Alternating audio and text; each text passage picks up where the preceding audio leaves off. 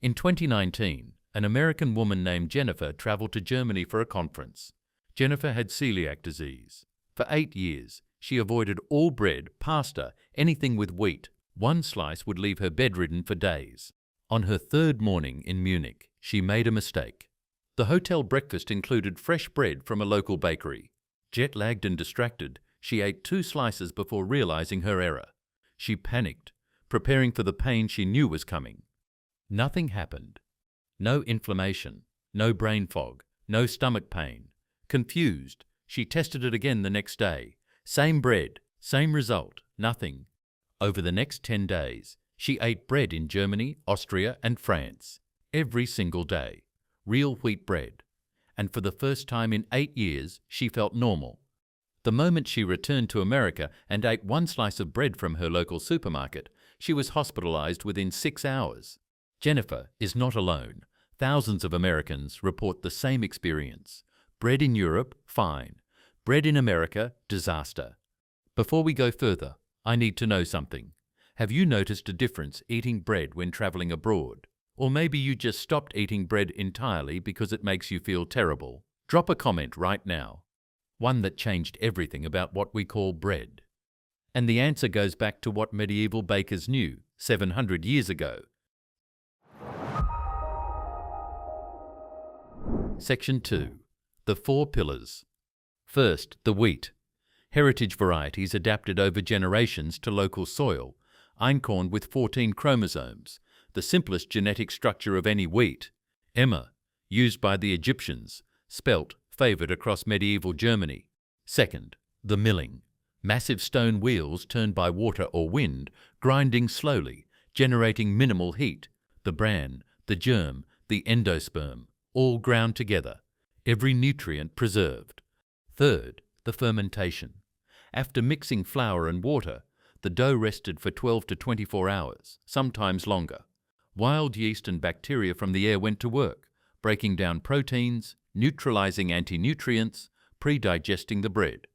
Fourth, nothing else. No chemicals, no additives, no preservatives, flour, water, salt, thyme.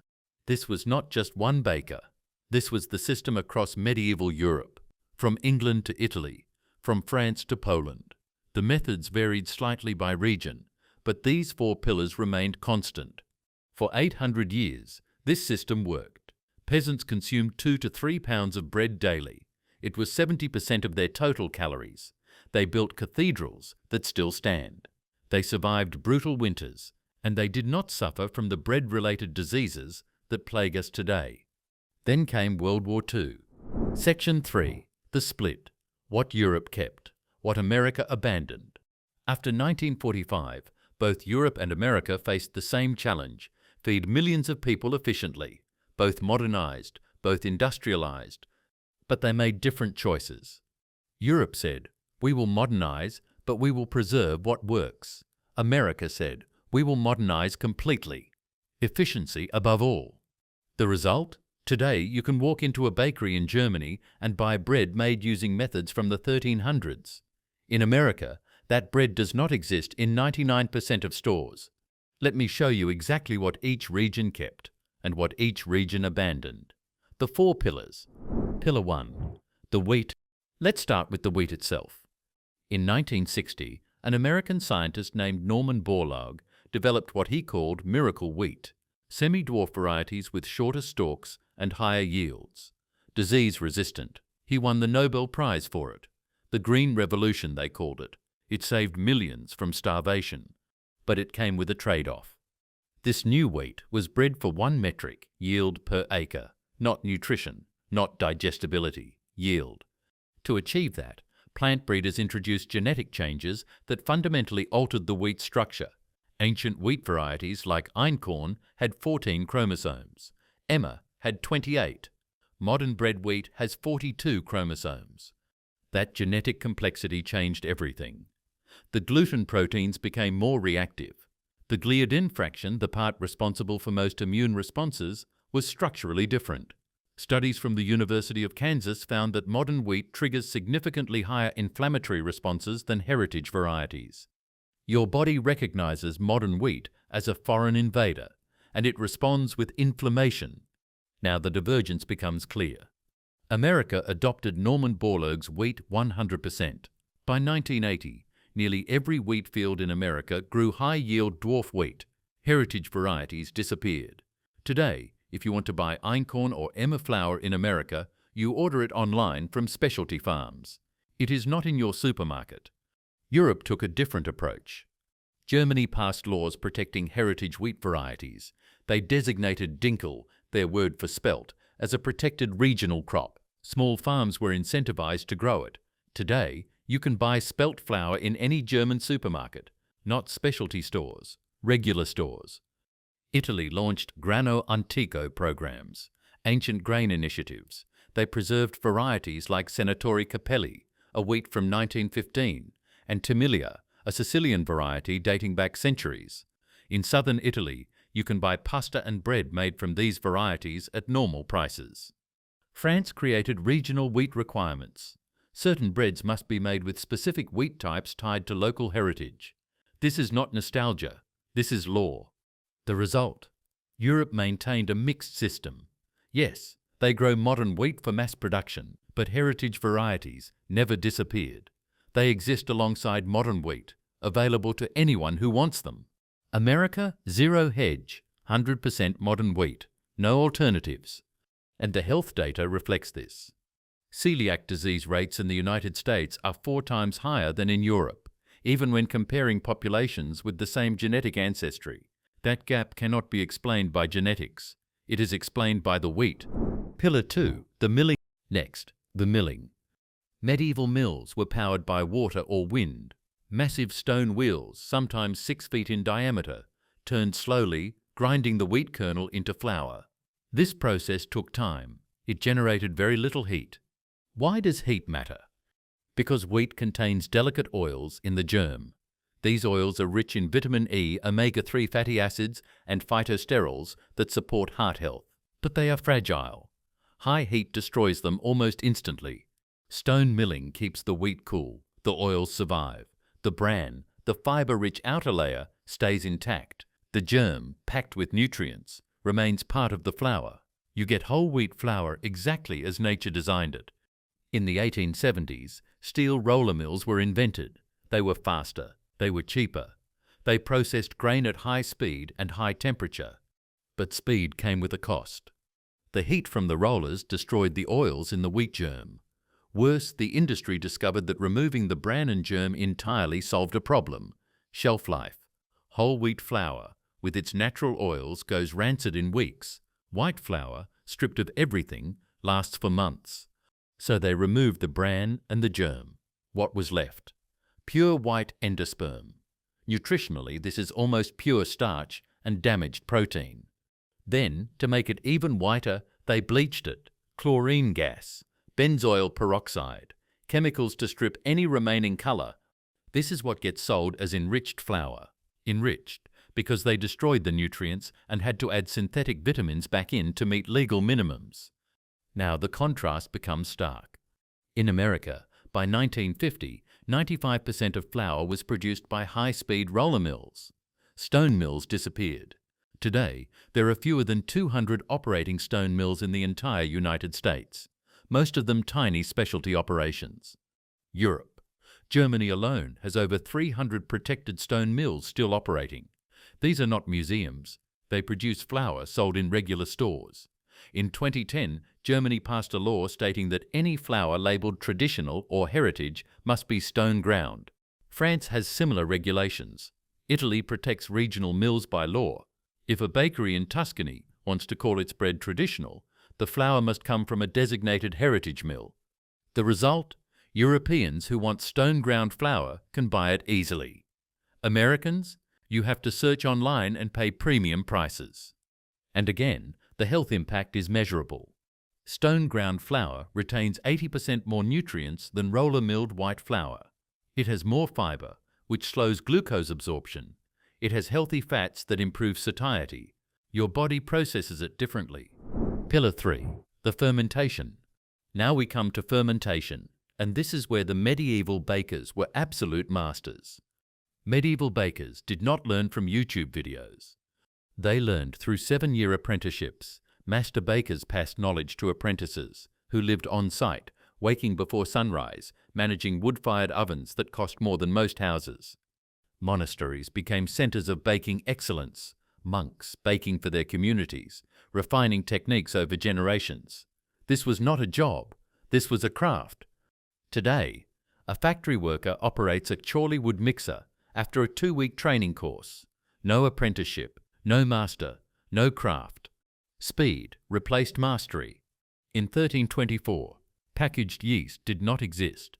Instead, he used wild yeast and lactic acid bacteria captured from the air, what we now call a sourdough starter. He mixed flour and water. He let it sit, sometimes for days, until the wild yeast colonized the dough. Then he used a portion of that fermented dough to leaven his next batch of bread. This culture was kept alive for decades, passed from baker to apprentice, mother to daughter. The fermentation process took time, 12 to 24 hours, sometimes longer. And during that time, something critical happened. The bacteria in the dough consumed the sugars, producing lactic acid and acetic acid. This acidic environment activated enzymes that broke down phytic acid, a compound in wheat that binds to minerals like iron, zinc, and calcium, preventing your body from absorbing them. The bacteria also broke down gluten proteins into smaller, more digestible fragments. They reduced lectins, proteins that can irritate the gut lining. By the time the bread went into the oven, it was fundamentally transformed, pre-digested, easier on your system. This was not unique to York.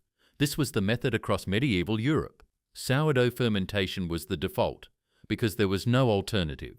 Then, in the 1800s, commercial yeast was invented, packaged, dried yeast that worked faster. You did not need to maintain a starter culture. You did not need to wait 24 hours. You could mix dough and bake it in 3 hours. Bakeries loved it. It was efficient, it was consistent. But it skipped the fermentation. Commercial yeast makes bread rise through carbon dioxide production. It does not break down phytic acid. It does not pre-digest gluten.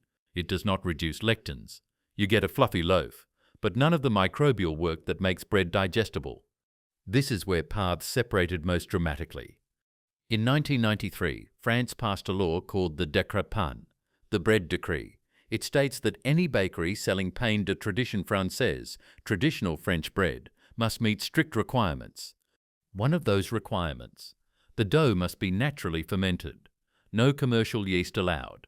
Minimum fermentation time, 16 hours. Germany has similar laws. Any bread labelled as traditional German bread must use natural leaven and long fermentation. Italy has regional regulations for traditional breads requiring sourdough starters. These are not suggestions. These are enforceable laws. If a bakery violates them, they face fines and loss of certification. In America, there are no fermentation time requirements. None. A bakery can mix dough at 8 a.m. and sell it by 11 a.m. and call it fresh baked bread. In the 1960s, a process called the Chorley wood bread process was developed in England and adopted widely in America.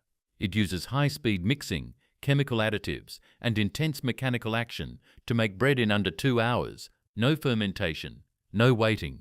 By 1980, this was the standard in America. Today, nearly every supermarket loaf is made this way.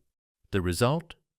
When researchers in Italy took people with irritable bowel syndrome and switched them from modern bread to bread made with long fermentation and heritage wheat, 80% reported significant symptom improvement, less bloating, less pain, better digestion. The wheat was not the problem. The lack of fermentation was. In France, after the Décret Pain was passed and bakeries were required to ferment bread longer, IBS rates related to bread consumption dropped by 40% within a decade. Fermentation matters. Medieval bakers understood this instinctively. Europe remembered it. America forgot. If this information just changed how you see bread forever, hit that like button right now, because what comes next gets even more shocking, and I need to know you're still with me. Pillar 4. The additives. Finally, the additives.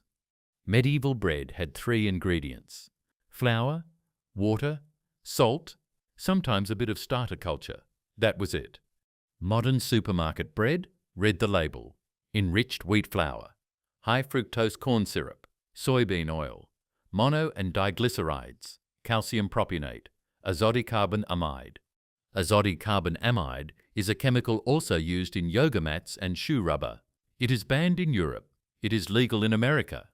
Why so many ingredients? Shelf life. Natural bread goes stale in 2 to 3 days. It goes moldy in a week. For a supermarket, that is a logistics nightmare. They need bread that lasts 2 weeks on a shelf without refrigeration. So they add preservatives, calcium propionate to prevent mold, sorbic acid to extend shelf life, emulsifiers to keep it soft. They add high fructose corn syrup for sweetness and to feed the yeast faster. They add soybean oil because it is cheap and extends softness. They add dough conditioners to speed up production. By the time you are done, you have 20 to 30 ingredients, and your body has to process all of them. Europe drew a line in the sand.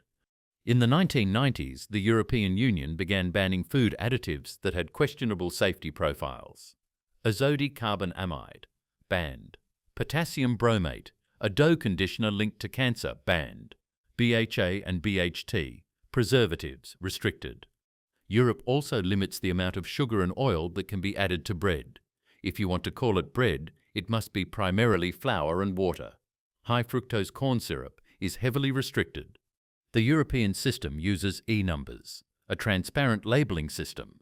Every additive has a number. Consumers can look it up.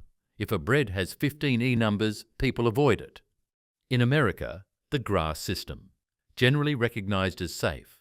It is largely industry self-regulated. Companies can add chemicals and decide for themselves if they are safe. The FDA rarely intervenes.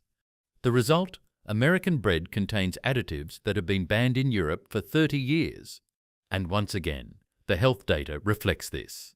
Gut microbiome studies show that preservatives like calcium propionate disrupt healthy bacteria in your digestive system. Emulsifiers have been linked to inflammatory bowel disease in multiple studies. Medieval bakers did not need any of this. Their bread was made fresh and sold the same day.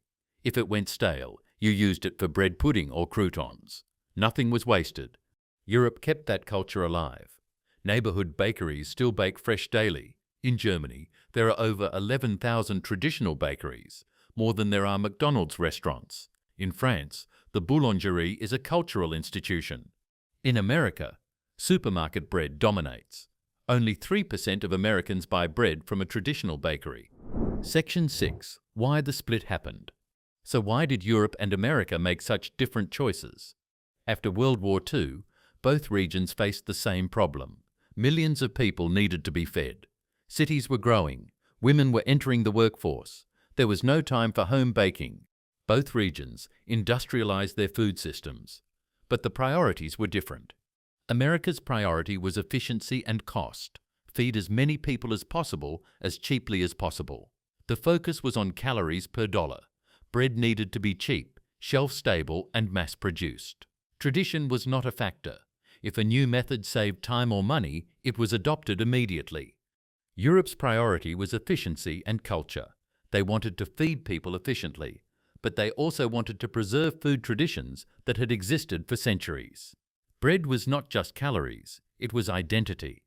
So Europe passed laws, not to resist modernization, but to guide it. You can modernize, but you cannot eliminate heritage methods. You can use commercial yeast, but traditional bakeries must still use sourdough. You can grow modern wheat, but heritage varieties must remain available. America passed no such laws. The market decided, and the market chose speed and profit. By 1980, the split was complete. In America, 95% of bread was industrial. In Europe, 60% was industrial, but 40% was still artisanal. Today, that gap remains. Section 7. The health data. And the health outcomes reflect the choice each region made. Celiac disease rates in America, 1 in 100 people. In Germany, 1 in 400. Non-celiac gluten sensitivity in America, estimated at 6 to 10% of the population. In France, less than 2%. Inflammatory bowel disease in America, 1.3% of the population. In Italy, 0.4%. These are not small differences. These are populations with similar genetics eating different bread systems, and the health outcomes are dramatically different. Europe is the proof that medieval methods still work, not because they are magical, but because they are a system that respects the biology of wheat and the biology of the human gut. Option 1. Find real bread in America. The easiest option is to find a bakery near you that makes bread using traditional methods. Here is how to identify real bread. Look for these specific terms. Naturally leavened. This means the bread was made with sourdough starter, not commercial yeast. If it says sourdough but does not list fermentation time, ask. Real sourdough ferments for at least 12 hours, often 24. Long fermentation. Some bakeries will list the fermentation time directly on the label. If it says 24-hour ferment or 48-hour cold ferment, that is real. Stone ground. This means the flour was milled slowly, preserving nutrients. Often, stone ground flour comes from heritage wheat varieties. Heritage wheat. Look for words like einkorn, emmer, spelt, or ancient grains. These are older wheat varieties with simpler gluten structures. If you find a bakery, ask them 3 questions. 1. How long is your fermentation time? If they say less than 8 hours, walk away. If they say 12 hours or more, you are in the right place. 2. Is your flour stone ground? If yes, even better. 3. Do you use heritage wheat varieties? If yes, you have found a rare gem. In major cities, these bakeries exist. They are not common, but they are there. Search for artisan bakery, sourdough bakery, or heritage grain bakery. Check farmers markets. Check online directories. Yes, this bread costs more. A loaf might be $8 to $12 instead of $3, but compare that to the cost of medication for IBS, celiac, or chronic inflammation. The trade-off is worth it. Option 2. European imports. If you cannot find a local bakery, look for European imports. Some specialty stores and online retailers sell imported bread from Germany, France, or Italy. These products are made under EU regulations, which means they meet stricter standards than American bread. Look for German Vollkornbrot or pumpernickel, French pain de tradige, Italian pain di grano antico. Yes, imported bread is expensive, and yes, it is often frozen or vacuum sealed for shipping.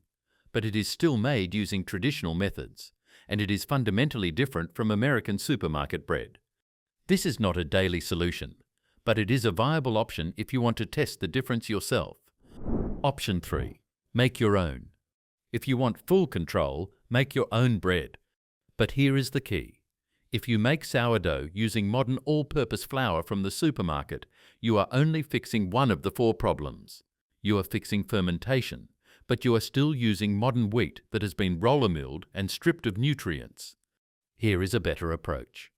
Step 1. Buy heritage wheat flour. You can order einkorn, spelt, or emmer flour online. It ships nationwide. Companies like Jovial, 1 Degree Organics, and Breadtopia sell it. Yes, it costs more, but a 5-pound bag will make 4 to 5 loaves. Step 2. Start a sourdough culture. This is easier than it sounds. Mix equal parts flour and water. Let it sit at room temperature. Feed it daily for a week. After 7 days, you have a living culture. Maintain it by feeding it once a week. It will last for years. Step 3. Mix your dough and let it ferment for 24 hours. Use a simple recipe. Flour, water, salt, starter, that is it. Mix it in the evening. Let it rise overnight. Shape it in the morning. Bake it in the afternoon. The result? You have addressed 3 of the 4 pillars. Heritage wheat, long fermentation, minimal ingredients. The only thing you have not done is stone milling, but if you buy quality flour, that is good enough. You do not need to do this every week. Even making bread once a month and freezing slices gives you a real alternative to supermarket bread. Option 4. Reduce bread dependency. Finally, the nuclear option. Reduce your bread consumption entirely. Medieval peasants ate bread because they had no choice. Wheat was cheap. It was calorie dense. It kept them alive through winter. You have choices. They did not. You have access to vegetables, fruits, meats, fish, legumes, rice, potatoes. You do not need bread as a staple. If you find that all bread, even traditional bread, causes you problems, you can simply eat less of it. Replace breakfast toast with oatmeal. Replace sandwich bread with lettuce wraps or rice paper. Replace dinner bread with roasted vegetables. This is not a failure. This is listening to your body. And if your body says no more bread, respect that. But for most people, the problem is not bread. The problem is industrial bread, and traditional methods solve that. The medieval baker in York was not a genius. He was not a scientist. He did not understand gluten proteins or phytic acid or glycemic index. But he understood one thing. Good bread takes time. Time for the wheat to grow in healthy soil. Time for the mill to grind slowly. Time for the dough to ferment and transform. Time for the oven to bake it properly. Europe remembered this. After World War II, as the world rushed toward industrialization, Europe passed laws to protect that time, to preserve the methods that worked. America did not. America chose speed, efficiency, profit. And now, 80 years later, we see the cost. An epidemic of gluten intolerance. An epidemic of digestive disease. An epidemic of bread that makes us sick. Remember Jennifer, the woman who could eat bread in Germany but not in America? She did not have a wheat allergy. She had an industrial food system allergy. The solution exists. It never disappeared. You can still find it in Germany, in France, in Italy. You can still make it yourself. Every time you choose bread made with heritage wheat, stone ground flour, long fermentation, and minimal additives, you are voting. You are saying, I want food, not products. I want tradition, not just efficiency. And every time enough people vote that way, the system changes. This is not just about bread. Medieval cheese was food. Modern cheese is a lab experiment. Medieval milk was nutrition. Modern milk is inflammatory. Medieval honey was medicine. Modern honey is sugar water. The pattern is the same every time. We optimized for profit. We abandoned what worked. And now we are paying the price. Next week, I am going to show you the medieval cheese story. Same system, same abandonment, even more shocking results. But for now, I want to hear from you. Have you ever eaten bread in Europe? Did it feel different? Or have you found a local bakery in America that makes real bread? Drop a comment. Let's compare notes. And if this video opened your eyes, hit subscribe, because we are going to keep exposing the pattern that the food industry desperately wants you to forget. The medieval baker knew the secret. Europe remembered it. America forgot it. But you do not have to.